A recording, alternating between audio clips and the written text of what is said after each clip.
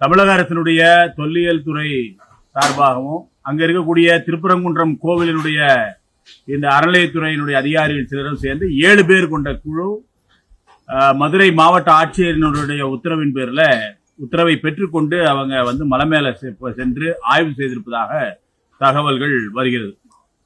தமிழக அரசினுடைய தொல்லியல் துறை என்ற உடனே பக்தர்களுக்கு ஒரு சந்தேகம் எழுகிறது. இதனுடைய இந்த ஆய்வுக்கு பின்னால வரக்கூடிய அந்த அறிவிப்பு, அந்த அறிக்கைகள் இதெல்லாம் எந்த மாதிரி இருக்கும் அப்படிங்கிறத மக்கள் ஓரளவுக்கு புரிந்து கொண்டிருக்கிறார்கள். நிச்சயமாக இருந்தாலும் கூட இது திட்டமிட்ட ரீதியில மீண்டும் மீண்டும் பக்தர்களை இழிவுபடுத்தக்கூடியதாகவும் நீதிமன்றத்தினுடைய தீர்ப்பை உத்தரவை மீறி இவர்கள் ஏதோ ஒன்றை நிறுவ பார்ப்பதாகவும் நமக்கு தோன்றுகிறது. அதனால நிச்சயமாக இந்த அறிக்கை அநேகமா இன்னைக்கு மாலையில இது அந்த ஏற்கனவே அவர்கள் எல்லாம் சொல்லிக் கொண்டிருக்கக்கூடிய அளவுல இது சர்வே அளவை இந்த மாதிரியான விஷயங்கள் எல்லாம் சொல்வதற்கான வாய்ப்புகள் இருக்கிறது.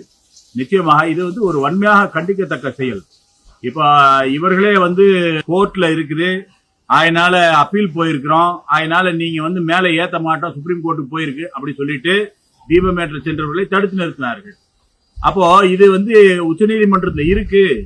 உயர் நீதிமன்றத்துல டிவிஷன் பெஞ்சுக்கு கீழே வரக்கூடிய வெள்ளிக்கிழமை 12ஆம் தேதி வரப்போகுது அப்படிங்கிற போது என்ன நியாயம்? இவர்கள் மேற்கொண்டு அங்க செல்வதாக இருந்தால் நீதிமன்றத்தினுடைய உத்தரவை பெற்றுதான் ஆய்வுக்கு போயிருக்கணும்.